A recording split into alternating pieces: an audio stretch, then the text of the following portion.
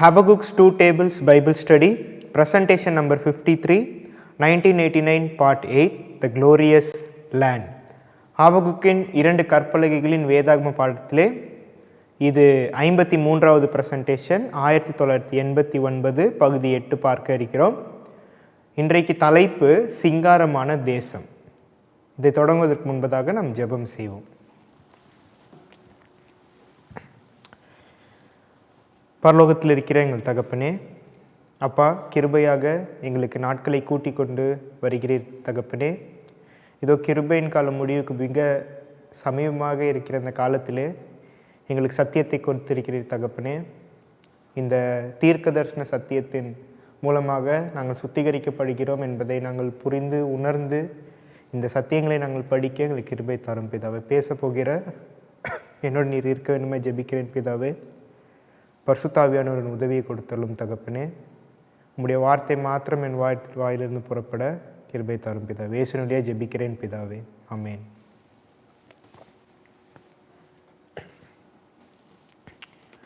இன்றைக்கு நாம் சிங்காரமான தேசம் என்ற தலைப்பின் கீழாக பார்க்க இருக்கிறோம் சத்தியத்தை. தானியேல் 11:40-45 நம்முடைய சபைக்கு தேவையான சத்தியம், தற்கால சத்தியம். தானியேல் 12:1 கிருபை குறிக்கிறது உலகம் முழுவதற்கும். அதற்கு முன்பதாக செவன்த் டே அட்வென்டிஸ்ட் திருச்சபைக்கு கிருபையின் காலம் முடிவடைய இருக்கிறது. சபையிலிருந்து தேவன் 144,000 பேரை பிரித்து எடுத்து கொண்டு இருக்கிறார். இந்த காரியங்களை நாம் புரிந்து கொள்வதற்கு தானியேல் 11:40-45 நமக்கு புரிய வேண்டும். முக்கியமாக முதல் 2 வசனங்கள், தானியேல் 11:40-41, இந்த 2 வசனங்களிலே மொத்த வேதாகமுமே அடங்கி இருக்கிறது என்று நாம் படித்தோம்.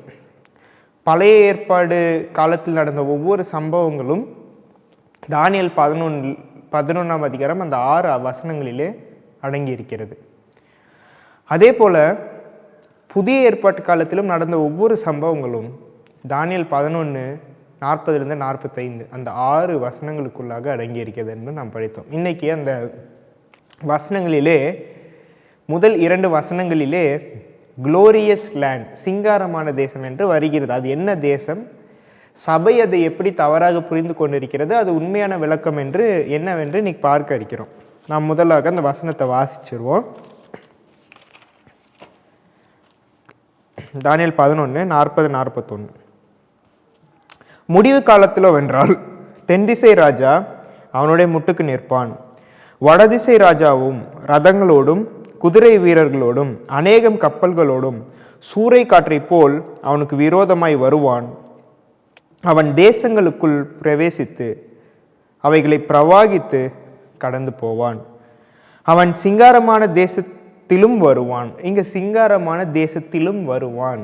யார்? வடதிசை ராஜா சிங்காரமான தேசத்தின் மேலும் வருவான் என்று இங்கே கொடுக்கப்பட்டிருக்கிறது. அப்பொழுது அநேக தேசங்கள் கவிழ்க்கப்படும். ஆனாலும் ஏதோமும் மோவாபும் அம்மோன் புத்திரரில் பிரதானமானவர்களும் அவன் கைக்கு தப்பி போவார்கள். இந்த வசனங்களிலே வடதிசை ராஜா யார், தென் திசை ராஜா யார் என்று நாம் படித்து புரிந்து கொண்டோம். இங்கே இன்றைக்கு சிங்காரமான தேசம் என்றால் என்ன? இப்போ செவன்த் டே அட்வென்டிஸ்ட் திருச்சபையிடம் நாம் இந்த கேள்வியை கேட்கும் பொழுது இது சிங்காரமான தேசம் என்னவென்றால் அவர்கள் சொல்கிற பதில் நாம் அனைவருக்கும் தெரியும். அது seventh day Adventist church, glorious land, சிங்காரமான தேசம், மகிமையுள்ள இடம், மகிமையான தேசம் எதுவென்று கேட்டோம் என்றால் அது அட்வென்டிஸ்ட் திருச்சபை என்று சொல்லுவார்கள். ஆனால் இது ஏன் தவறு, உண்மையான விளக்கம் என்னவென்று இன்னைக்கு பார்க்க இருக்கிறோம். ஞாயிறு ஆசரிப்பு சட்டம். ஞாயிறு ஆசரிப்பு சட்டம் என்பது தேவனுடைய ஜனங்கள் எதிர்பார்த்து கொண்டிருக்கிற ஒரு ஈவெண்ட், எதிர்பார்த்து கொண்டிருக்கிற ஒரு சம்பவம். இந்த ஞாயிறு ஆசரிப்பு சட்டம் வரும்பொழுது திருச்சபைக்கு கிருபையின் காலம் முடிவடைகிறது. அதனால் தேவன் தம்முடைய அநீத ஞானத்தினாலே வேதாகமம் முழுவதுமாக இந்த ஞாயிறு ஆசரிப்பு சட்டத்திற்கான இந்த செய்திகளை வைத்திருக்கிறார். ஆதியாகமத்திலிருந்தே நமக்கு ஞாயிறு ஆசரிப்பு சட்டத்தினுடைய செய்திகள் நமக்கு இருக்கிறது. நாம் இந்த பழைய ஏற்பாட்டு காலத்தில் இருக்கிற இஸ்ரவேலர்களுடைய அவர்களுடைய அந்த ஹிஸ்ட்ரி வரலாற்றை நாம் மறுபடியுமாக நம்முடைய வாழ்க்கையில் நடந்து கொண்டிருக்கிறது என்று நாம் படித்தோம். அதே மாதிரி மில்லரைட்ஸ் ஹிஸ்ட்ரி, மில்லர் வாழ்க்கையில் அவர்கள் எதை நிறைவேற்றினார்களோ அவர்களும் பழைய ஏற்பாட்டு காலத்தில் நடந்ததை அவர்களுடைய வாழ்க்கையில் நிறைவேற்றினார்கள். அவர்கள் வாழ்க்கையில் நடந்தது நம்முடைய வாழ்க்கையில் நடந்து கொண்டிருக்கிறது. அதான் லைன் அப்பான் லைன், நியாயப்பிரமாணத்தின் மேல் நியாயப்பிரமாணம், கற்பனையின் மேல் கற்பனை. ஒரு தீர்க்க தரிசன கோடு இன்னொரு தீர்க்க தரிசன கோட்டை விலகிறது. அதாவது ஒரு சம்பவம் வேதாகமத்திலே அது இன்னொரு சம்பவமாக மாறுகிறது. ஏனென்றால் தேவன் தம்முடைய ஜனங்களுக்கு அறிவையும் ஞானத்தையும் கொடுக்காமல் ஒரு காரியத்தையும் அவர் செய்ய மாட்டார். இதற்காக இப்படி நடக்கிறது. இந்த ஞாயிறு ஆசரிப்பு சட்டம் எங்கே கொடுக்கப்பட்டிருக்கிறதுனா, இப்போது நாம் வாஸ்த வசனத்தில் கொடுக்கப்பட்டிருக்கிறது. முக்கியமான வசனம் நாம் வாசித்தோம். அவன் சிங்காரமான தேசத்திலும் வருவான், அப்பொழுது அநேக தேசங்கள் கவிழ்க்கப்பட்டு போகும். வடதிசை ராஜா பேப்பசி எங்கே வருவார் என்றால் சிங்காரமான தேசத்தில் வரும்பொழுது கவிழ்க்கப்படும், அநேக தேசங்கள் கவிழ்க்கப்படும். அப்போது ஞாயிறு ஆசரிப்பு சட்டம் வரப்ப அநேகர் விழுந்து போவார்கள். இங்கே 2 வகுப்பினர்களை நாம் பார்க்க முடிகிறது. அநேகர் விழுந்து போவார்கள், ஆனால் கொஞ்சம் பேர் விழாமல் இருப்பாங்க. இப்போ கேள்வி என்னன்னா, யார் விழப்போகிறா, யார் இந்த ஞாயிறு ஆசரிப்பு சட்டம் வரும்பொழுது நிற்க போகிறார்? தேவனுடைய பலத்தினால யார் அதில் விழாமல் நிற்கப் போகிறார்கள் என்பது நாம் படித்து புரிந்து கொள்ள வேண்டும். இந்த சிங்காரமான தேசத்திலே வருவான் என்ற வார்த்தை இங்கே கொடுக்கப்பட்டிருக்கிறது. யார் வருவான் என்றால் வடதிசை ராஜா வருவான். வடதிசை ராஜா வருவான் என்றால் ஆங்கிலத்தில் ஹீ வில் கேப்சர் என்ற அர்த்தம். அதாவது அவன் பிடித்து கொள்வான், அந்த ராஜ்யத்தை பிடித்து கொள்வான், சிங்காரமான தேசத்தை அவன் பிடித்து கொள்வான். ஸோ இது நாம் போர் கண்ணோட்டத்தில் பார்க்கும்போது முஸ்லீம்ஸ் எடுத்துக்கிட்டோன்னு வைங்களேன். முஸ்லீம்ஸ் அவங்க மோட் ஆஃப் வார், அவர்கள் எப்படி யுத்தம் செய்வார்கள் என்றால் ஹார்ஸ், அவர்கள் குதிரைகளை பயன்படுத்தி அவர்கள் வருவார்கள். அவர்கள் இந்த சார்ட்ஸில் கூட நீங்கள் பார்க்க முடியும். அவர்கள் குதிரைகளை கொண்டு போர் செய்து தேசங்களை கவிழ்த்தார்கள் என்று நாம் அனைவருக்கும் தெரியும். அதனால் ஆஸ் என்பது ஒரு குதிரை இனத்தை குறிக்கிறது. ஆஸ் குதிரை இனத்தை குறிக்கிறது. அசாசின் என்ற ஆங்கிலத்திலே அது கொலை செய்கிறவர்கள், மர்டரர் என்ற அர்த்தம். இந்த அசாசின் என்பது இந்த முஸ்லீமுடைய ரூட் வேர்டு, முஸ்லீம் என்ற சொல்லிலுடைய அர்த்தத்திலிருந்து இது எடுக்கப்பட்ட ஒரு பெயர்.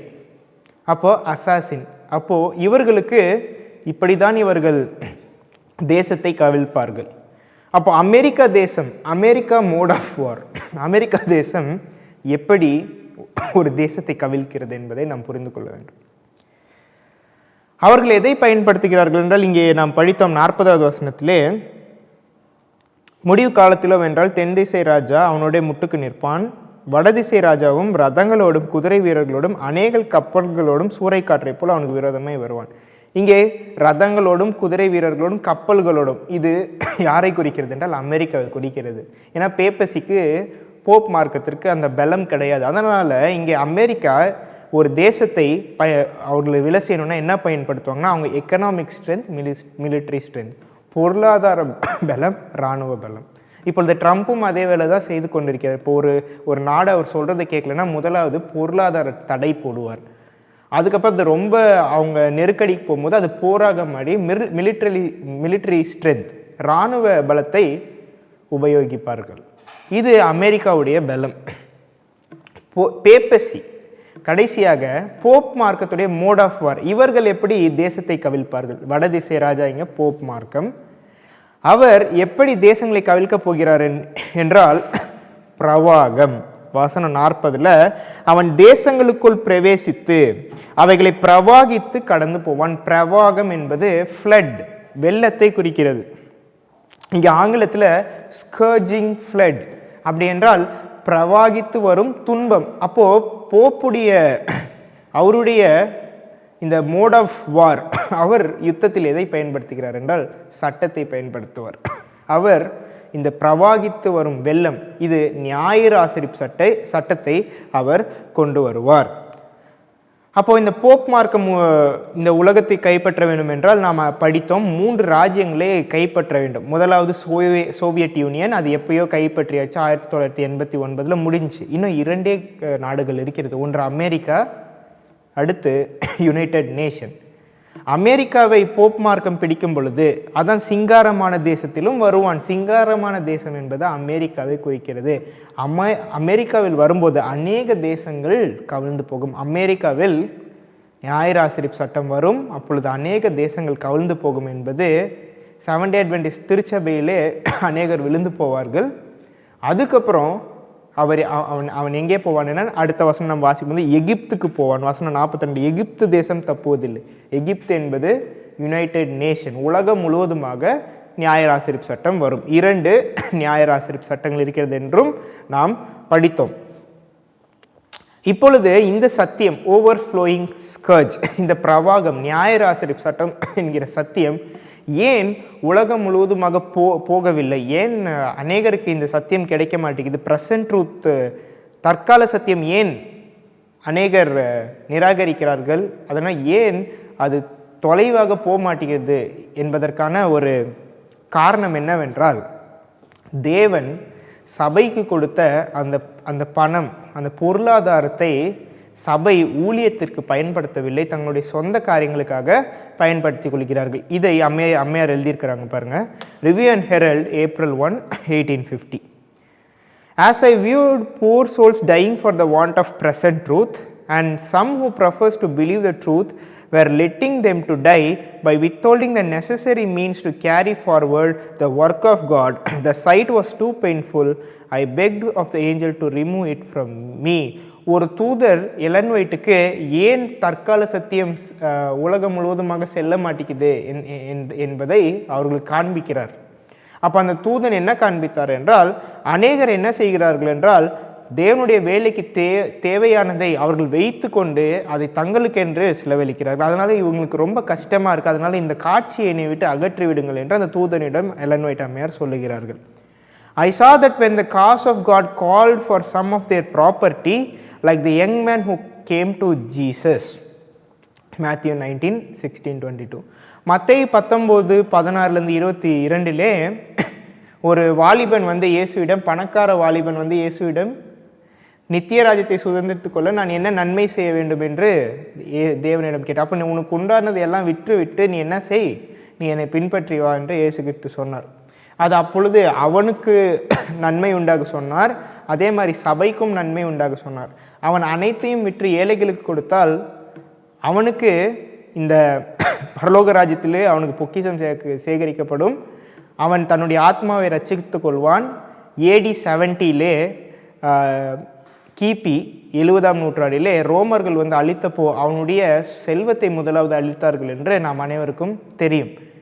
தேவன் அந்த வாலிபனுக்கு சொன்ன செய்தியின் முக்கியத்துவம் என்னவென்றால், அதன் மூலமாக அவன் செய்கிற செயலின் மூலியமாக சத்தியம் பரவப்படும். இதை அவன் நிராகரித்தான். So they went sorrowful. இப்படி இருக்கிறனால அவன் சென்ற மாதிரி இப்பொழுது இருக்க சபையினரும் உங்களுக்குள்ளதை விட்டுட்டு நீங்கள் தற்கால சத்தியத்தை நீங்கள் பரப்புங்கள் என்று சொல்வது அவர்களுக்கு ரொம்ப அவங்க மனதுக்கு கடினமாக இருக்கிறது. அந்த soon the overflowing scourge would pass over and sweep their possessions all away, then it would be too late to sacrifice earthly good. இங்கே overflowing scourge, வெள்ளம் வரும் பொழுது, பிரவாகித்து துன்பம் வரும் பொழுது அவர்கள் தப்பி போவது கிடையாது. அப்பொழுது அவர்கள் ஞாபகத்துக்கு வரும், நாம் எல்லாத்தையும் விற்றுவிட வேண்டும் என்று. ஆனால் அவங்களுடைய ஆத்மாவை அவர்களால் ரட்சிக்க முடியாது. ஞாயிறு ஆசரிப்பு சட்டம் வரும் பொழுது சபை புரிந்து கொள்ளும், நமக்கு இருக்கிற இந்த பணத்தை நாம் எதற்காக பயன்படுத்தி இருக்க வேண்டும், நாம் சேகரித்த பணத்தை ஊழியத்துக்கு கொடுத்திருக்க வேண்டும், ஊழியம் செய்திருக்க வேண்டும் என்று அவர்களுக்கு புரிய வேண்டும். இந்த தற்கால சத்தியத்திற்கு நாம் உதவி செய்திருக்க வேண்டும் என்று அவர்களுக்கு தெரிய வரும். இந்த பிரவாகித்து வரும் துன்பம் என்று இப்பொழுது அம்மையாரும் எழுதியிருக்கிறார்கள். நாம் ஏசாயா 28:10-13 யாரெல்லாம் இந்த ப்ரெசன்டேஷனை கேட்டு வரீங்களோ அவங்களுக்கு எல்லாம் தெரியும். என்னவென்றால் லைன் அப்பான் லைன், இங்கே கொஞ்சம் அங்கே கொஞ்சம் என்று ஏசாயா 28:10-13 நாம் வாசித்தோம். இது என்னத்தை குறிக்கிறது என்றால், அந்த வசனங்களிலே பின்மாரியின் செய்தி, தேவன் சபைக்கு பின்மாரியின் செய்தி கொடுக்கிறார். அந்த பின்மாரியின் செய்தி நம்மளை எதற்கு அது அழைக்குது என்றால், நீங்கள் பூர்வ பாதைக்கு திரும்புங்கள், நீங்கள் புதிதான பாதையை தேர்ந்தெடுத்து கொண்டீர்கள், இப்போ நீங்கள் பழைய பாதையை நோக்கி நீங்கள் திரும்புங்கள். என்று அந்த செய்தி சொல்லுகிறது. இப்படி செய்தி வரும்போது சபை இரண்டாக பிரிக்கப்படும். ஏன்னா ஒருவர் கீழ்ப்படிவார்கள், ஒருவர் கீழ்ப்படிய மாட்டார்கள். அப்போ 2 குரூப்ஸ், 2 குரூப்ஸ், 2 வகுப்பினர்கள் பிரிக்கப்படுகிறார்கள். இப்போது அந்த செய்தியை நிராகரிக்கிறவர்களுக்கு பின்மாரியின் செய்தி, பூர்வ பாதைக்கு திரும்புங்கள் என்று இந்த சார்ட்ஸ், இதான் பூர்வ பாதை. இந்த பாதைக்கு திரும்புங்கள் என்ற செய்தியை கேட்காதவர்களுக்கு என்ன நடக்கும் என்று அடுத்த வசனங்கள் நமக்கு சொல்லுகிறது. அதை நம்ம வாசிப்போம். ஏசாயா 28க்கு போவோம். 14, 15 நான் வாசிக்கிறேன். ஆகையால் எருசலேமில் உள்ள இந்த ஜனத்தை ஆளுகிற நிந்தனைக்காரரே, கர்த்தருடைய வார்த்தையை கேளுங்கள். நீங்கள் மரணத்தோட உடன்படிக்கையும் பாதாளத்தோட ஒப்பந்தமும் பண்ணினோம். நீங்கள் எதோட ஒப்பந்தம் பண்ணிங்கன்னா மரணத்தோட ஒப்பந்தம் பண்ணிங்க. மரணம் என்றால் தேவனுடைய வார்த்தையை விட்டு விலகி சொந்தமாக ஒரு ஒரு பாதையை தேர்ந்து கொள்வது மரணம் என்று இங்கே தீர்க்கதரிசி எழுதியிருக்கிறார். அடுத்து பாருங்க, வாதை பெருவெள்ளமாய் புரண்டு வந்தாலும் எங்களை அணுகாது. என்னது? வாதை பெருவெள்ளமாய் புரண்டு வந்தாலும். இதான் ஓவர்ஃப்ளோயிங் ஸ்கர்ஜ். நியாயராசரிப்பு சட்டம் வரும்பொழுது நீங்கள் என்ன செய்வீங்க? நீங்கள் என்ன சொல்கிறீங்க? நாம் என்ன சொல்கிறோம் என்று இங்கே சொல்லியிருக்கிறார்கள். எங்களை அணுகாது. நாம் என்ன சொல்கிறோம்னா எங்களை அணுகாது. நியாயராசரிப்பு சட்டம் வரும்போது நான் நிற்பேன் என்று நாம் சொல்கிறோம். ஆனால் என்ன பாருங்கள், நாங்கள் பொய்யை எங்களுக்கு அடைக்கலமாக்கி, இப்படி சொல்லி நாம் பொய்யை நமக்கு அடைக்கலமாக்கி கொள்கிறோம். மாயின் மறைவிலிருந்து வந்து அடைந்தோம் என்கிறீர்களே, மாயை விட்டு வந்துட்டோம் என்று நாம் சொல்கிறோம். வந்து விட்டோம், தேவன் எங்களை இருளிலிருந்து வெளிச்சத்துக்கு கொண்டு வந்துட்டார் என்று நாம் சொல்கிறோம். ஆனால் இன்னும் பாவ வாழ்க்கையில் மாயிலே இருக்கிறோம். ஏன் அப்படி இருக்கிறோம் என்றால், ஒரு தேவன் மறுபடியும் ரிஃபர்மேஷன் ரிவைவல் சபையில் கொண்டு வர வேண்டும் என்றால் சத்தியத்திற்கு கீழ்ப்படிந்தால் ஒழிய அந்த ரிவைவல் ரிஃபர்மேஷன் வராது என்று நாம் ப்ரெசன்டேஷனில் படித்தோம். இப்பொழுது 17, 18 பாருங்க. நான் நியாயத்தை நூலும் நீதியை தூக்கு நூலுமாக வைப்பேன். பொய் என்னும் அடைக்கலத்தை கல்மலை அழித்துவிடும், மறைவிடத்தை ஜலப்பிரவாகம் அடித்து கொண்டு போகும். நீங்கள் மறைவிடம், நீங்கள் இவ்வளோ காலமாக சேகரித்து வைத்திருக்கிற இந்த பொய்யான சத்தியங்கள் எல்லாம், தவறான புரிந்து கொள்ளிருக்கிற இந்த சத்தியங்கள் எல்லாம் எப்பொழுது அழிந்து போகும்?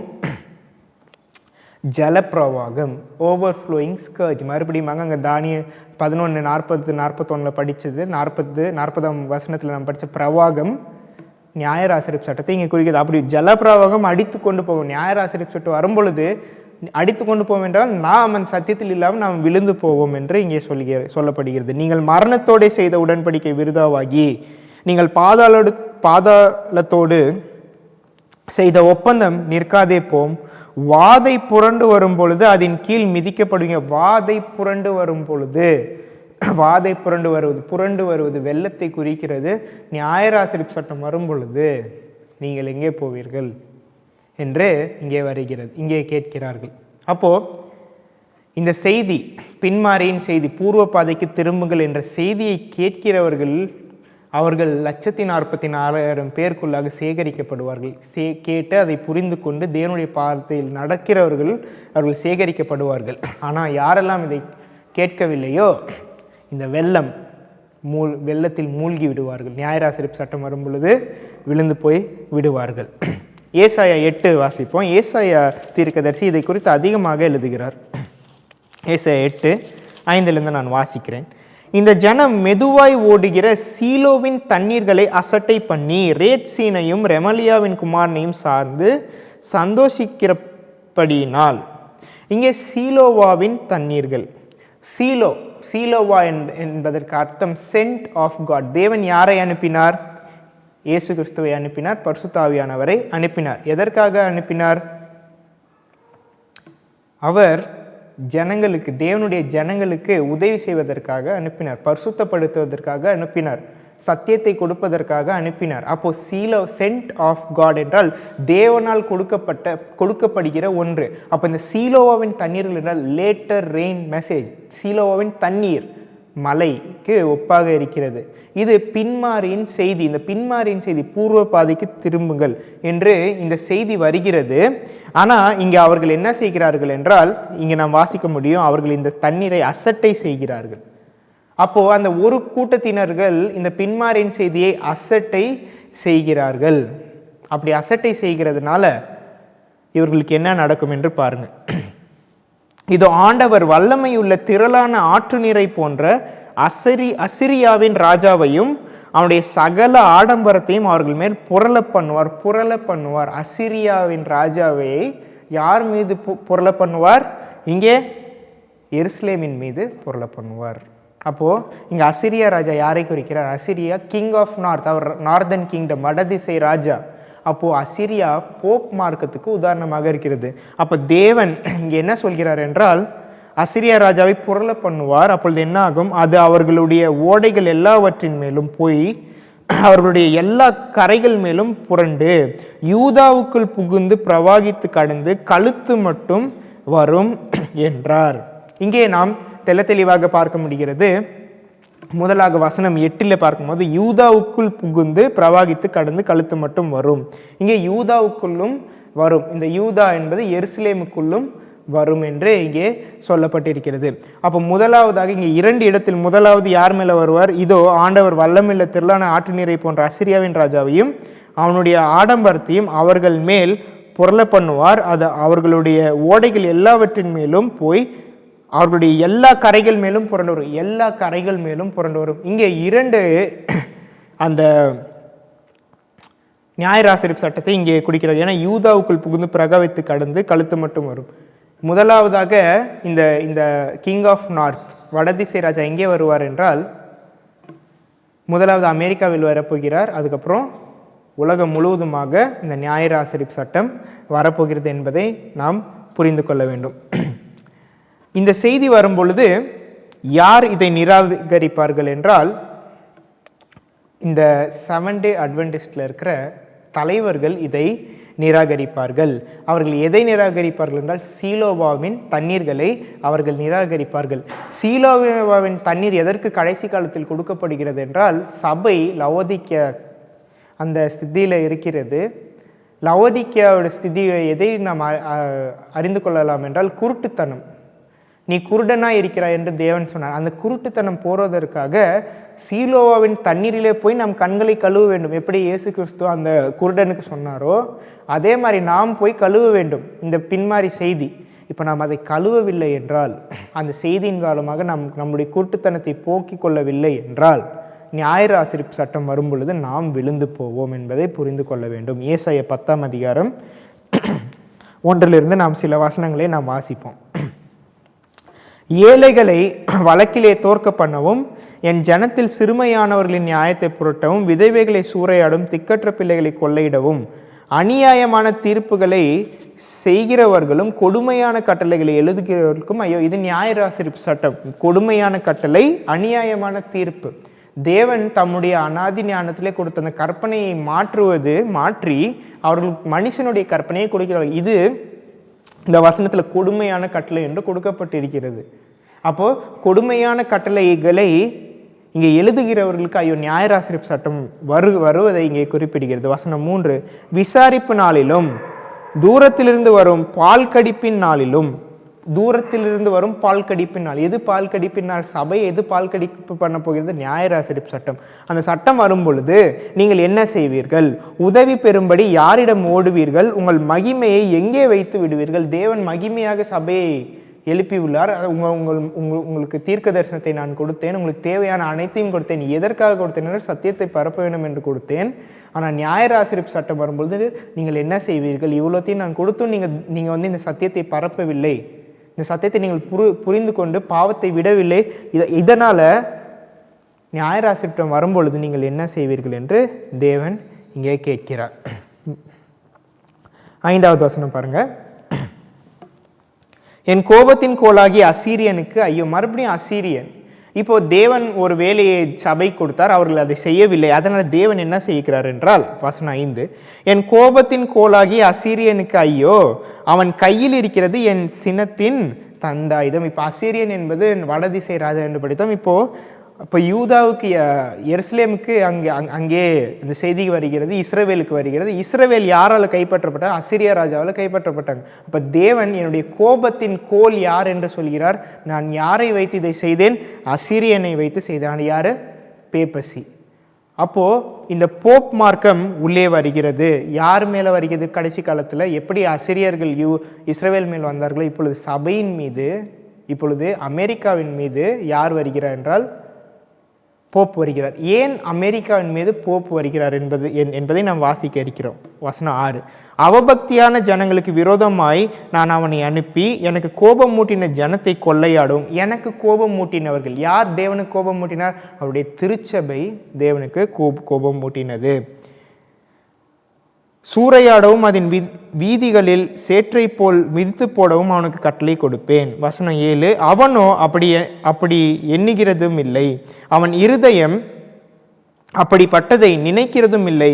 அநேகம் ஜாதிகளை அழிக்கவும் சங்கரிக்கவுமே தன் மனதில் நினைவு கொள்கிறான். இங்கே நாம் பார்க்க முடிகிறது, அமெரிக்கா அப்படி நினைக்கவில்லை, அவன் அப்படி எண்ணுகிறது இல்லை. யார் எண்ணுகிறதுனா அமெரிக்கா அப்படி நினைக்கிறது இல்லை. நியாயராசரிப்பு சட்டம் கொண்டு வர வேண்டும் என்றது அமெரிக்காவுடைய கொள்கை கிடையாது, அது போப் மார்க்கம். அப்போ போப் மார்க்கம் என்ன செய்கிறார் என்றால் அமெரிக்காவின் மூலமாக தங்களுடைய அந்த சட்டத்தை அவர்கள் ஏற்றுகிறார்கள் என்பதை நீங்களும் நானும் புரிந்து கொள்ள வேண்டும்.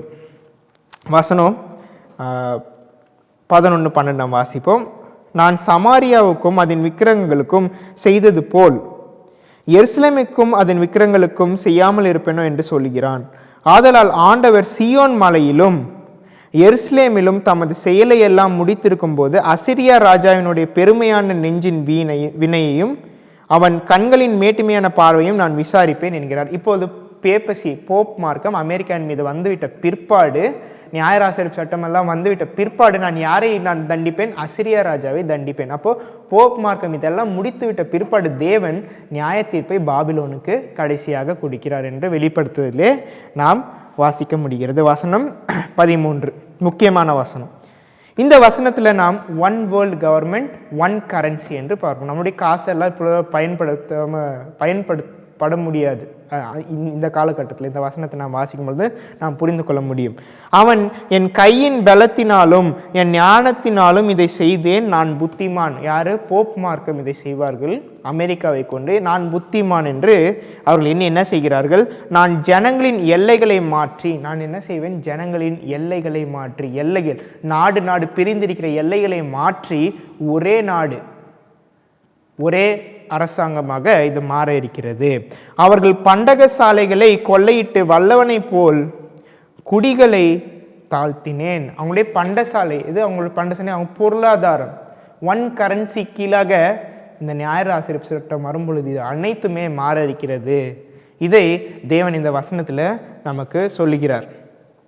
இப்போ 14வது வசனம், ஒரு குருவி கூட்டை கண்டுபிடிக்கிறது போல என் கை ஜனங்களின் ஆஸ்தியை கண்டுபிடித்தது, விட்டுவிடப்பட்ட முட்டைகளை வாரிக்கொள்வது போல் பூமியை எல்லாம் நான் வாரிக்கொண்டேன், ஒருவரும் செட்டை அசைத்ததும் இல்லை, வாயை திறந்ததும் இல்லை, கீச் என்று சத்தமிட்டதும் என்று சொல்லுகிறான். இந்த பெருமையை எல்லாம் யார் பேசுகிறான்னா அந்த போப் மார்க்கம் பேசுகிறது. அதனால் தேவன் என்ன செய்கிறார் என்றால் நியாய தீர்ப்பை பாபிலோனுக்கு கொடுக்கிறார்.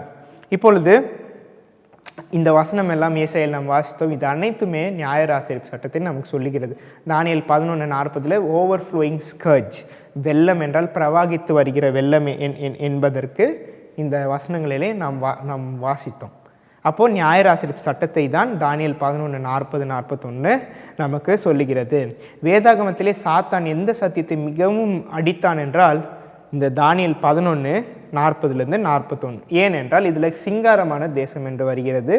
இப்போ அட்வென்டிசமில் அது கேட்டால் அட்வென்டிஸ்ட் சபை என்று சொல்கிறார்கள். ஆனால் இது ஏன் தவறு என்றால் நம் வசனத்தை வாசித்து பார்ப்போம். அது என்ன நமக்கு சொல்கிறது என்றால் 11:41 நான் 40 பாதியிலிருந்து நான் வாசிக்கிறேன். அவன் தேசங்களுக்குள் பிரவேசித்து அவர்களை பிரவாகித்து கடந்து போவான். நியாயராசரிப்பு வர இருக்கிறது. அவன் சிங்காரமான தேசத்திலும் வருவான். இப்பொழுது இதை நான் அட்வென்டிஸ்ட் திருச்சபை என்று நான் சொன்னேன் என்றால் அவன் சிங்காரமான தேசத்தில் வருவான். அட்வென்டிஸ்ட் சபைக்குள்ளே போப் மார்க்கம் வரும்.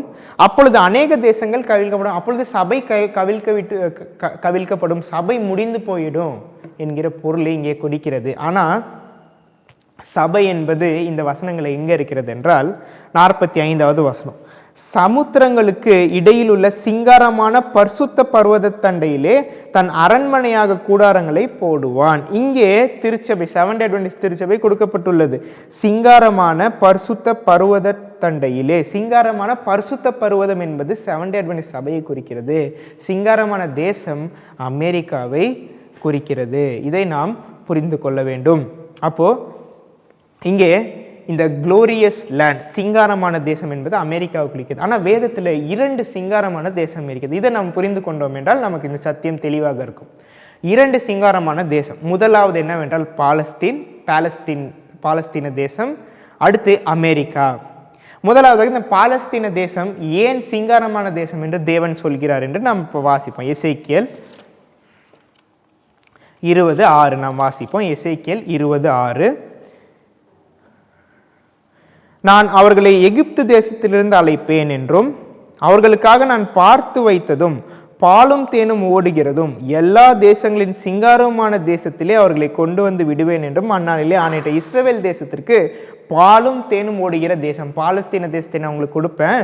அந்த தேசத்தை என்ன என்று சொல்ல, தேசங்களில் சிங்காரமுமான தேசத்திலே, glory of all lands, glorious of all lands, அதை போல மகிமையான ஒரு தேசம் கிடையாது, அதை நான் உங்களுக்கு கொடுத்தேன் என்று இங்கே தேவன் சொல்கிறார். இதை உரையா ஸ்மித் என்கிற நபரும் எழுதியிருக்கிறார். இதை பாருங்க, உரையா ஸ்மித் என்ன எழுதுறாரு பாருங்க. For the first time Jerusalem was by conquest placed in the hands of Rome.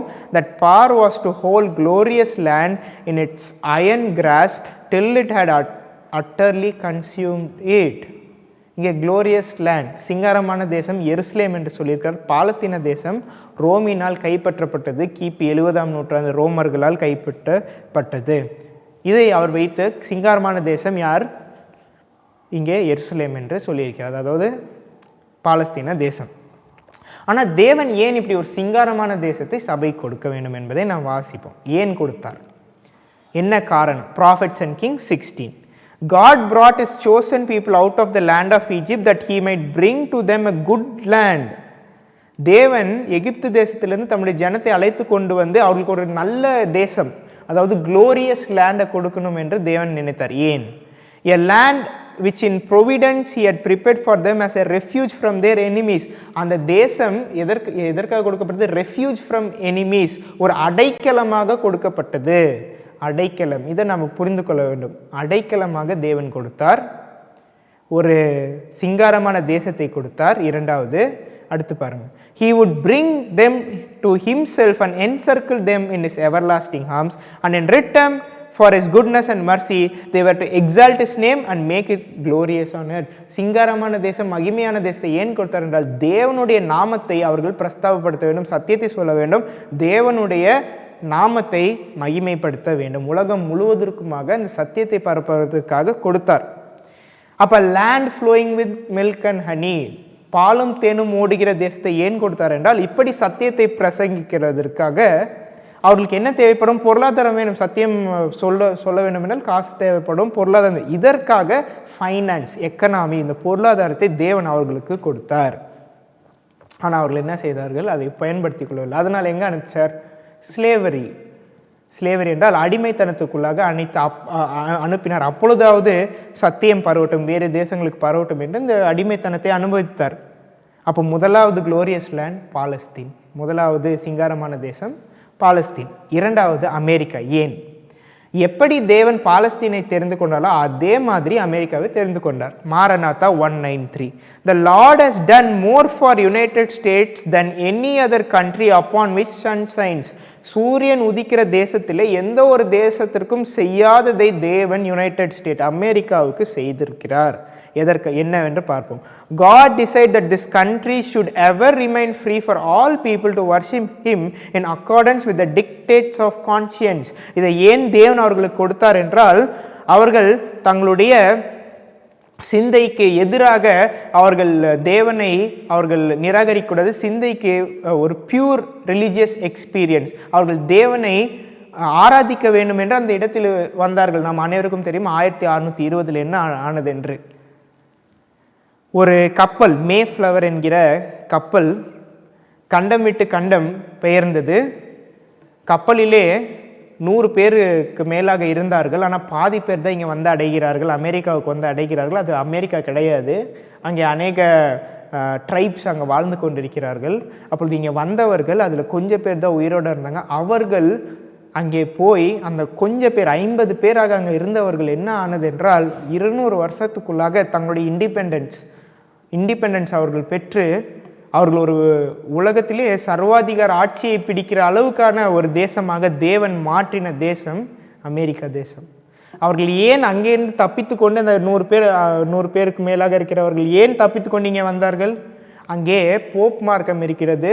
Pope மார்க்கம் தேவனை தொழுது கொள்கிறதுக்கு அவர்களுடைய சிந்தைக்கு எதிராக அவர்கள் தேவனை நிராகரித்து விடக்கூடும் என்பதற்காக தேவனை தொழுது கொள்ள வேண்டும் ஓய்வு நாளுக்காக அவர்கள் என்ன செய்கிறார்கள் என்றால் எங்கே வந்தார்கள்?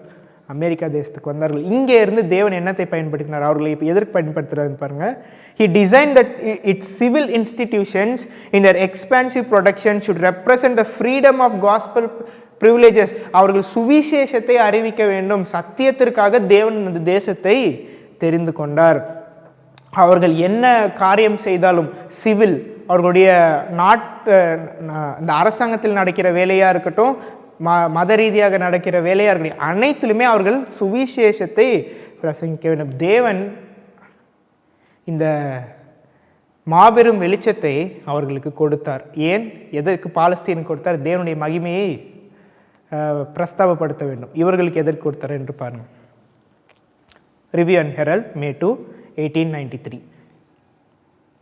The unrivaled mercies and blessings of God had been showered upon our nation. It has been a land of liberty, the glory of the whole earth. இந்த அமெரிக்கா தேசம் தேவனுடைய ஆசீர்வாதத்தை பெற்றிருக்கிற இந்த தேசம் லேண்ட் ஆஃப் லிபர்ட்டி, அதாவது சுயாதீனம் உள்ள இந்த தேசத்தை தேவன் எதற்கு கொடுத்தார் என்றால் உலகம் முழுவதுமாக தம்முடைய மகிமையை பரப்புவதற்காக, தம்முடைய சத்தியத்தை பரப்புவதற்காக கொடுத்தார். But instead of returning gratitude to God, instead of honoring God and His law, the professed Christians of America become leavened with pride, covetousness, self-sufficiency. தேவன் சபையை, அமெரிக்கா தேசத்தை பயன்படுத்தினார். அமெரிக்காவில் இருக்கிறவர்கள் தேவனுடைய கற்பனையை மதிக்காமல் அவர்கள் கற்பனைக்கு விரோதமாக அவர்கள் இப்பொழுது அவர்கள் புரொட்டஸ்டன்ட் சபை என்று நாடு என்று சொல்லிக்கொண்டு அவர்கள் என்ன செய்கிறார்கள் என்றால் இந்த ஞாயிறு ஆசரிப்பை அவர்கள் முதன்மையாக வைத்துக்கொண்டு இருக்கிறார்கள். அவர்கள் எதனால் கரைப்பட்டார்கள்? ப்ரைட், செல்ஃப், அதாவது சுயத்தை அவர்கள் முன்வைத்தார்கள். தேவனை தங்களுடைய சிந்தையிலிருந்து அகற்றிவிட்டார்கள். அவர்கள் செய்த தவறு great controversy 352. Many were driven across the ocean to America and here laid the foundation of civil religious liberty which have been the bulwark and glory of this country. அவர்களுடைய glory, அவர்களுடைய மகிமை எங்கே இருந்தது என்றால் அரசாங்கமும் மதமும் ஒன்றாக சேராமல் இது தனியாக பணி செய்தது. அதே மாதிரி சபை தனியாக பணி செய்தது, அரசு தனியாக பணி செய்தது. இதுதான் அவர்களுடைய மகிமைக்கான அவர்களுடைய பலம்.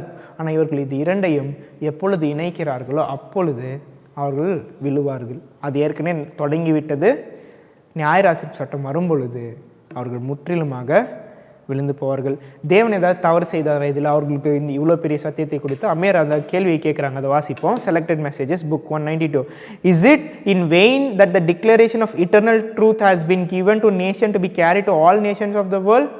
தேவன் சும்மா கொடுத்தாரா இந்த மாபெரும் சத்தியத்தை, நித்திய சத்தியத்தை? யாரிடம்? இந்த நேஷன், இந்த நாடிடம் கொடுத்தாரே, உலக நாடுகளுக்கு சொல்வதற்காக கொடுத்தாரே, அது தேவன் வீணாக கொடுத்தாரா என்று அம்மையார் கேட்கிறார்கள்.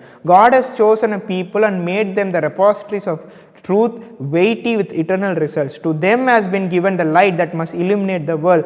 அவர்கள் கொடுக்கப்பட்ட சத்தியம் தேவன் இந்த பூமியில் இருக்கிற ஒவ்வொரு நாட்டையும் அது இலிமினேட், அதாவது வெளிச்சம் கொடுப்பதற்காக இந்த தேசத்தை தேவன் பயன்படுத்தினார். ஆனால் அவர்கள் அதை செய்யவில்லை. As God made mistake, தேவன் தவறு செய்தாரா?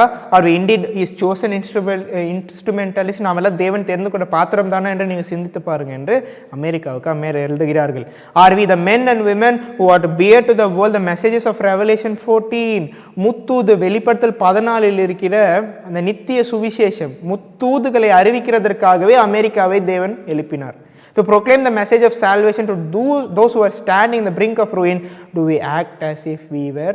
நாம் அப்படி செயல்படுகிறோமா? இந்த முத்துதை பிரசங்கிக்கிறதற்காக தேவன் நம்மை பயன்படுத்துகிறார் என்றது புரிந்து நாம் செயல்படுகிறோமா என்று அம்மையார் இங்கே கேட்கிறார்கள்.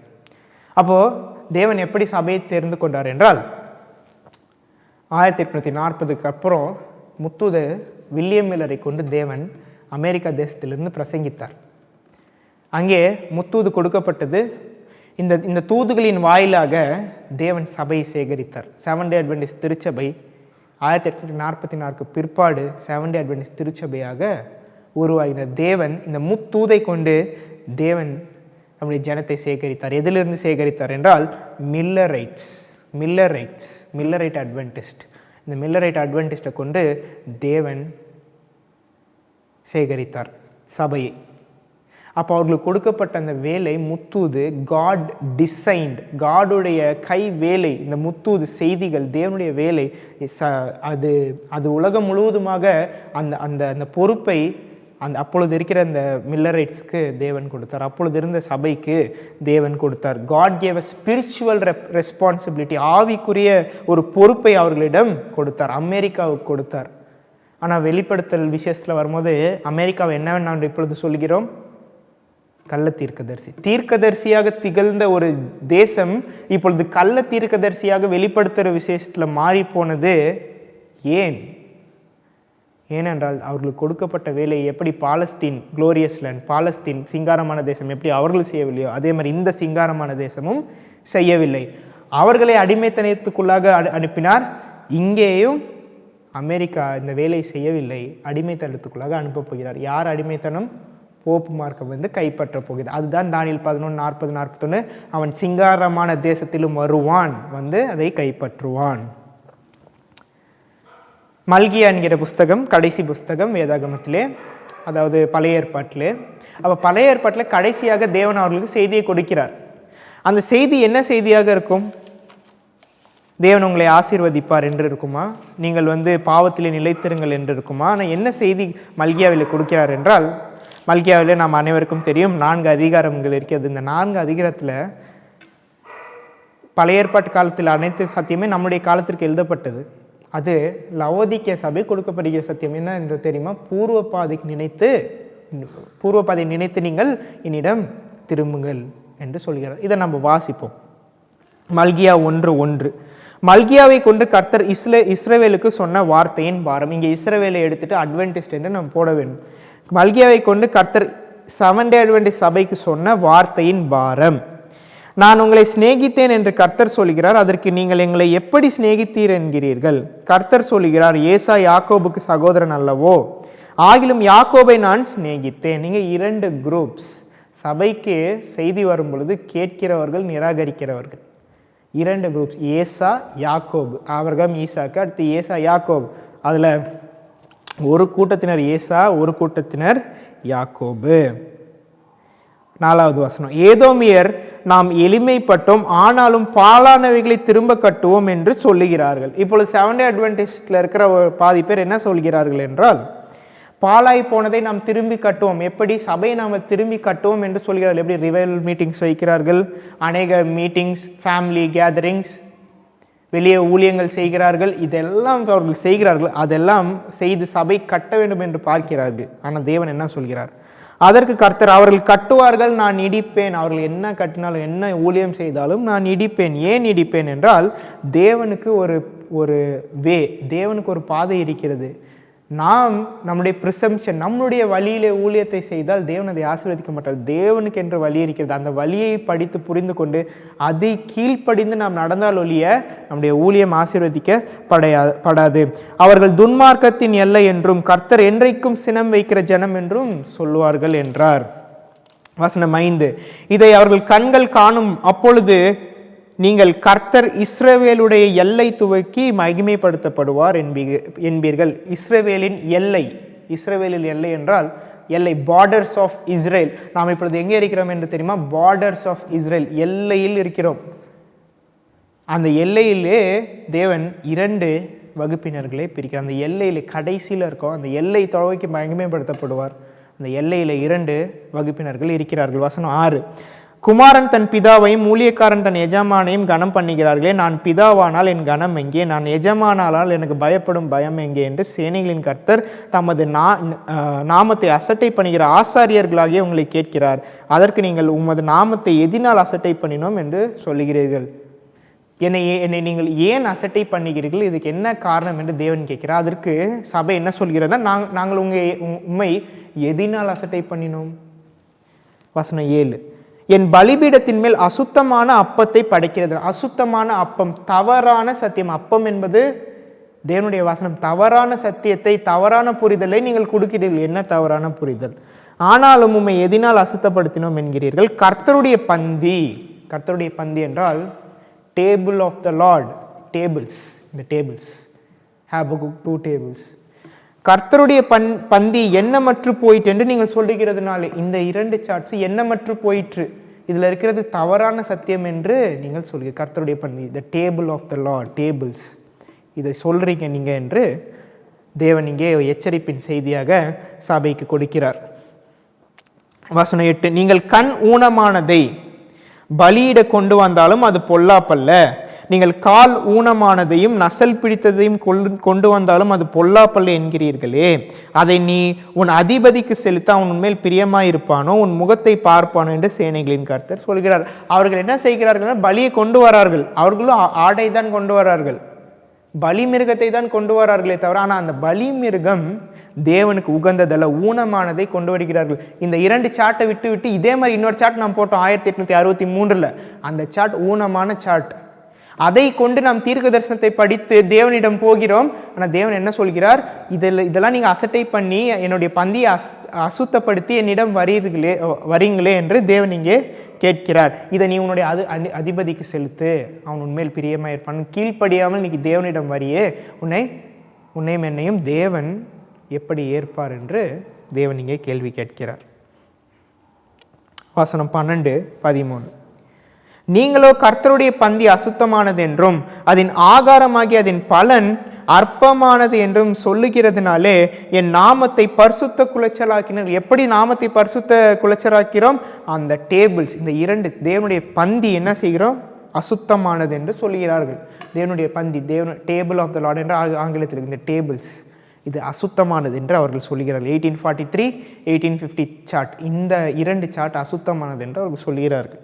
வசனம் 13, இதோ இது எவ்வளவு வருத்தம் என்று சொல்லி இதை ஒரு திறமாய் பேசி பீருண்டதையும் கால் ஊனமானதையும் நசல் கொண்டதையும் கொண்டு வந்து காணிக்கையாக செலுத்துகிறார்கள் என்று சேனைகளின் கர்த்தர் சொல்கிறார். அதை உங்கள் கைகளில் அங்கீகரித்துக் கொள்வேன் என்று கர்த்தர் கேட்கிறார். இப்பொழுது இங்கே இந்த வசனத்தில் 1863 தேவனுக்கு விரோதமாக நாம் செய்த அந்த சார்ட்ஸை நம்ம இப்பொழுது ஒரு சார்ட்டை முன்னாடி வைத்து பீருண்டதையும் கால் ஊனமானதையும் நசல் கொண்டதையும் தேவனுக்கு இப்பொழுது சமர்ப்பிக்கிறோம்.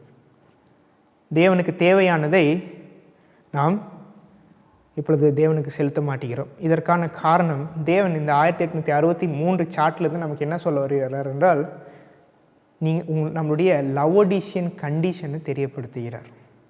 லவோடிஷியன் கண்டிஷன், லவோதிக்கிய சபையிலே நீங்கள் இருக்கிறீர்கள் என்று தெரியப்படுத்துகிறார்.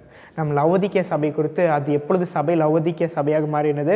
1856ஆம் ஆண்டு என்று நாம் படித்தோம் அல்லவா? ஆனால் 1863 பரிபூர்ணமான ஒரு ஸ்துதியை அடைந்தது.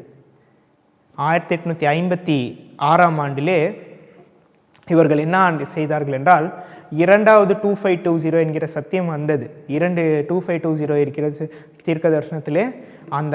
அந்த காலங்களை நிராகரித்தார்கள். அப்பொழுது கொஞ்சம் கொஞ்சமாக லவோதிக்கிய சபைக்குள்ளாக சென்றார்கள்.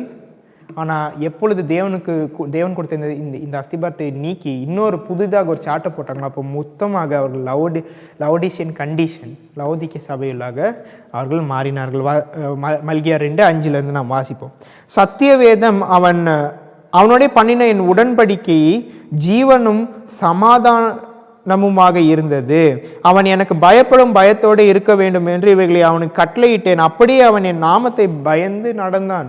யாரு? Millerite history. மில்லரைட்ஸு தேவன் கொடுத்த இந்த சத்தியத்திற்கு பயந்து கட்டுப்பட்டு அவர்கள் நடந்தார்கள். சத்தியவேதம் அவன் வாயில் இருந்தது, அவனுடைய உதடுகளில் அநியாயம் காணப்படவில்லை. அவன் என்னோட சமாதானமும் யதார்த்தமுமாய் சஞ்சரித்து அநேகரை அக்கிரமத்திலிருந்து திருப்பினான். யாரும் மில்லரைட்ஸ் அநேகரை அக்கிரமத்திலிருந்து திருப்பினார்கள். எப்படி திருப்பினார்கள்?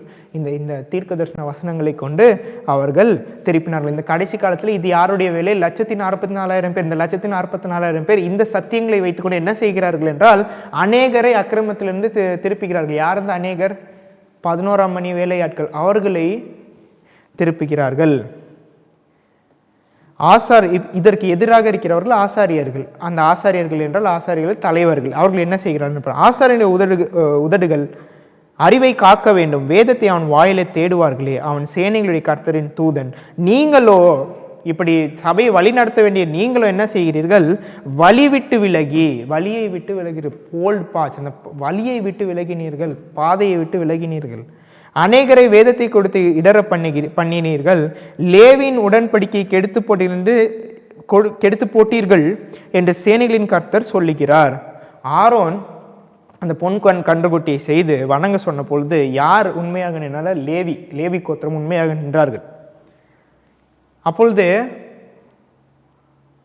மற்ற ட்ரைப்ஸ், மற்ற கோத்திரங்கள் விழுந்து போனது. இந்த ஒரே கோத்திரம் தேவனுக்காக நின்றது. அப்போ இந்த லேவியர்கள் மில்லரைட் அட்வென்டிஸ்ட்டை குறிக்கிறார்கள். அவர்கள் அந்த காலத்தில் என்ன ஆனது என்றால் அனைத்து புரொட்டஸ்டன்ட் சபையினரும் விழுந்து போய்விட்டார்கள். ஆனால் இந்த மில்லரைட்ஸ் நின்றார்கள். அதே மாதிரி 1,44,000 பேர் லேவிக்கு பண்ணின உடன்படிக்கை, தேவன் பண்ணின உடன்படிக்கை உண்மையாக இருந்தார்கள். அந்த காலத்திலே அவர்களுக்கு பண்ணின உடன்படிக்கை இந்த 2 சார்ட்ஸ், மில்லரைட்ஸ் அட்வென்டிஸ்ட்க்கு. நமக்கும் இப்பொழுது பண்ணது இந்த 2 சார்ட்ஸ். இந்த உடன்படிக்கைக்கு நீங்கள் கீழ்ப்படிய வேண்டும் என்று தேவன் அழைக்கிறார். வசனம் 9, நீங்கள் என் வழிகளை கை கொள்ளாமல் வேதத்தை குறித்து பட்சபாதம் பண்ணினபடியால் நானும் உங்களை எல்லா ஜனத்துக்கு முன்பாகவும் அற்பரும் நீசனும் ஆக்கினேன். நாம் எல்லாருக்கும் ஒரே பிதா இல்லையோ? ஒரே தேவன் நம்மை சிருஷ்டித்ததில்லையோ? நாம் நம்முடைய பிதாக்களின் உடன்படிக்கையை பரிசுத்த குலைச்சலாக்கி அவன் தன் சகோதரனுக்கு துரோகம் பண்ணுவான். ஏன்? நாம் நம்முடைய பிதாக்களின் உடன்படிக்கை பரிசுத்த குலைச்சலாக்கி நம்முடைய பயனீர்ஸ்க்கு செய்த அந்த உடன்படிக்கை, இந்த 2 சார்ட்ஸ், பழைய இஸ்ரவேலுக்கு 2 கற்பலகைகள், நமக்கு இந்த 2 சார்ட்ஸாக கொடுத்தார். இதற்கு நீங்கள் புறம்பாக போகிறீர்களே என்று தேவன் இங்கே கேட்கிறார். வசனம் 15 போவோம். அவர் ஒருவனை அல்லவா படைத்தார், ஆவி அவரிடத்தில் பரிபூர்ணமாய் இருந்ததே, பின்ன ஏன் ஒருவனை படைத்தார்? தேவ பக்தி உள்ள சந்ததியை பெரும்படிதானே. ஏன் ஆதியிலிருந்து தேவன் ஒரே மனுஷனை படைத்தார்? கடைசியாக தேவனுக்கு என்று ஒரு சந்ததி உருவாக வேண்டும். இந்த சந்ததியை வைத்து தேவன் நேரடியாக சாத்தானோடு யுத்தம் செய்ய போகிறார். அப்பொழுதுதான் இந்த கடைசி சந்ததிக்கு எவ்வளோ ஒரு முக்கியத்துவம் என்று நாம் பார்க்க வேண்டும். 1,44,000 பேருக்கு. ஆனால் அந்த 1,44,000 பேர் யார் என்று பாருங்க, பெரும்படி தானே. ஆகையால் ஒருவனும் தன் இளவயதின் மனைவிக்கு துரோகம் பண்ணாதபடிக்கு உங்கள் ஆவியை குறித்து எச்சரிக்கையாக. இளவயதின் மனைவி என்பது இங்கே மில்லரைட் ஹிஸ்டரி. இளவயதிலே தேவன் எப்படி உங்களை நடத்தி கொண்டு வந்தார், தேவன் எப்படி சபை சேகரித்தார். இளவயதின் மனைவிக்கு துரோகம் செய்யாதீர்கள் என்றால் மில்லரைட் அட்வென்டிஸ்ட் அந்த சத்தியத்திற்கு நீங்கள் ஏன் துரோகம் செய்கிறீர்கள் என்று தேவன் இங்கே கேட்கிறார். வசனம் 16, தள்ளி விடுதலை நான் வெறுக்கிறேன் என்று கர்த்தர், இஸ்ரவேலின் தேவனாகி கர்த்தர் சொல்கிறார். அப்படிப்பட்டவன் கொடுமையினால் தன் வஸ்திரத்தை மூடிக்கொள்கிறான் என்று சேனைகளின் கர்த்தர் சொல்கிறார். ஆகையால் நீங்கள் துரோகம் பண்ணாமல் உங்கள் ஆவியை குறித்து எச்சரிக்கை, உங்களில் இருக்கிற ஆவி என்னதென்று உணர்ந்து பார்த்து நீங்கள் எச்சரிக்கையாக இருங்கள் என்று தேவன் சொல்கிறார். இவர்கள் எப்படி இந்த சத்தியத்தை நிராகரிக்கிறார்கள்? முக்கியமான விஷயம் 17வது வசனம். உங்கள் வார்த்தைகளினாலே கர்த்தரை வருத்தப்படுத்துகிறீர்கள், ஆனாலும் எதினாலே அவரை வருத்தப்படுத்துகிறோம் என்கிறீர்கள். பொல்லாப்பை செய்கிறவன் எவனும் கர்த்தர் பார்வைக்கு நல்லவன் என்றும், பொல்லாப்பு செய்கிற எவனும் தேவனுடைய பார்வைக்கு நல்லவன். இது டாக்ட்ரின் ஆஃப் சின்லெஸ்னஸ். இப்பொழுது சபையிலே நாம் பார்க்கும் பொழுது இந்த சத்தியம், இந்த பொய் என்பது இந்த சத்தியத்துக்கு எதிராக இருக்கிறது. என்ன பொய்? சின்லெஸ்னஸ். பாவம் இல்லாமல் ஒரு மனிதன் வாழ முடியாது. நம்மிடம் பாவம் இருந்து கொண்டே தான் இருக்கும். தேவன் 2ஆம் முறை வரும்பொழுது நம்முடைய விசுவாசத்தின் மூலியமாக அவர் எப்படியாக இந்த பாவத்தன்மை, இந்த பாவ சிந்தையை எடுத்து போடுவார். ஆனால் நம்மளால் பரிபூர்ணமாக இயேசு கிறிஸ்து அடைந்த நிலைமையை நாம் அடைய முடியாது. தேவனுக்கு பரிபூர்ணமாக இயேசு கிறிஸ்து போல இருக்க முடியாது என்று இந்த பொய்யான சத்தியம். தேவன் சத்தியங்களை கொடுத்து இயேசு கிறிஸ்துவுடைய குணாதிசயத்திற்குள்ளாக ஒரு மனிதனை மாற்றுகிறார். அந்த மனிதனே பரலோகத்தினுடைய சப்ஜெக்ட். பாவம் பரிபூர்ணமாக நம்முடைய வாழ்விலிருந்து போக வேண்டும். பரலோக வாழ்க்கையை பூமியில் வாழ்கிறவர்கள் தான் பரலோகத்துக்கு செல்வார்கள் என்று நம்ம அனைவருக்கும் தெரியும். இந்த சத்தியம் பாவம் இல்லாமல் வாழ முடியும் என்கிற சத்தியத்தை புறம்பாக மாற்றி அவர்கள் போதிக்கிறார்கள் என்பதை நீங்களும் நானும் புரிந்து கொள்ள வேண்டும். அப்பொழுது கிங் ஆஃப் நார்த் இப்பொழுது நாம் படித்தோம். இதுதான் சிங்காரமான தேசத்தில் அவன் வருவான். அநேக தேசங்கள் கவிழ்ந்து போகும் என்ற செவன்த் டே அட்வென்டிஸ்ட் சபை கவிழ்ந்து போகும். ஆனால் அதிலிருந்து கொஞ்சம் பேர் தப்பிக்கப்படுவார்கள். யார்? 144,000 பேர் பூர்வ பாதைக்கு திரும்புகிறவர்கள். அப்போ கிங் ஆஃப் நார்த் வடதிசை ராஜா, குளோரியஸ் லேண்ட் சிங்காரமான தேசத்தில் வருவான். பேப்பசி யார் மேலே வரப்போகிறது? அமெரிக்கா தேசத்திற்குள்ளாக வரப்போகிறது. ஏன் அமெரிக்கா தேசத்துக்குள்ளாக வந்து கைப்பற்ற போகிறது என்றால், இது யுத்தம் கிடையாது, இது ஆவிக்குரிய யுத்தம். வந்து நியாயராசிரிப்பு சட்டத்தை அவன் வந்து சமாதானமாக உள்ளே வருவான் என்று நம் வசனம் நாம் படித்திருக்கிறோம். அப்போ because they did not do the work God has given. ஏன் பாலஸ்தீனுக்கு தேவன் ஒரு வேலையை கொடுத்தார், எருசலேமுக்கு அவர்கள் செய்யவில்லை, அடிமைத்தனத்துக்குள்ளாக அனுப்பினார். அமெரிக்காவுக்கு ஒரு வேலையை கொடுத்தார், அவர்கள் செய்யவில்லை, அடிமைத்தனத்துக்குள்ளாக அவர் அனுப்புகிறார். அப்பொழுது இப்போ நியாயராசிரிப்பு சட்டம் வரும்பொழுது அனைத்து தேசங்களில் எல்லா தேசமும் இருளுக்குள்ளாக போகும். ஆனால் மிக மிக டீப் டார்க்னஸ், மிக ஆழமான இருளில் எந்த தேசம் போகும் என்றால் அமெரிக்கா செல்லும். ஏனென்றால் அதிக சத்தியம் கொடுக்கப்பட்டது. யாரிடம் அதிகம் கொடுக்கப்படுகிறதோ அதிகம் அவர்களிடம் கேட்கப்படும். த ஹெவி ரெஸ்பான்சிபிலிட்டி என்று நாம் பார்க்கிறோம். அப்போது இதை ஏன் நாம் படிக்கிறோம் என்றால், எப்பொழுது அப்படி இந்த வடதிசை ராஜா சிங்காரமான தேசத்தில் வந்து கைப்பற்றுகிறானோ, ப்ரொபேஷன் க்ளோசஸ், கிருபையின் காலம் முடிவடைந்தது என்பதை நாம் உறுதிப்படுத்திக் கொள்ளலாம். சபைக்கு கிருபையின் காலம் முடிந்தது. 144,000 பேர் சேகரிக்கப்பட்டு விட்டார்கள் என்கிற சத்தியம் இது உண்மையாக இருக்கிறது. ஜெபம் செய்வோம். பரலோகத்தில் தேவனே, இதோ கிருபையின் காலம் முடிவிலே நாங்கள் இருக்கிறோம் என்பதை உணர்ந்து இந்த சத்தியங்களை படிக்க எங்களுக்கு கொடுத்த அந்த கிருபைக்காக நன்றி அப்பா. சபைக்கு சத்தியங்களை கொடுத்திருக்கிறப்பா. நாட்கள் சென்று கொண்டே இருக்கிறது பிதாவே. நாங்கள் உதாசீனமாக இல்லாமல் இந்த சத்தியங்களை தெளிவாக படித்து புரிந்து கொண்டு எங்கள் வாழ்க்கையை நாங்கள் மாற்றிக்கொள்ள எங்களுக்கு கிருபை தரும் பிதாவே. உலகத்தில் இருக்கிற அனைத்து அசூசிகளுக்கும் நாங்கள் விலகி இருக்கும்படி எங்களுக்கு கிருபை தரும் தகப்பனே. ஒவ்வொரு பாவாழ்க்கையும் கழுவி அருளும் பிதாவே. உம்முடைய குணத்திற்குள்ளாக எங்களை மாற்றும் பிதாவே. பரிசுத்த குணத்தை நாங்கள் அடைவதற்காக எங்களுக்கு கிருபை தரும் பிதாவே. தீர்க்க தரிசன வசனங்களை ஆராய்ந்தால் ஒளிய இந்த குணாதிசயம் எங்களுக்கு வராது என்பதற்காக இந்த சத்தியங்களை எங்களுக்கு கொடுத்திருக்கிறேன் தகப்பனே. இதை நாங்கள் படித்து புரிந்து கொண்டு நாங்கள் ரட்சிப்படை கிருபை தரும் பிதாவே. இயேசுவின் நாமத்திலே ஜெபிக்கிறேன் தகப்பனே. ஆமென்.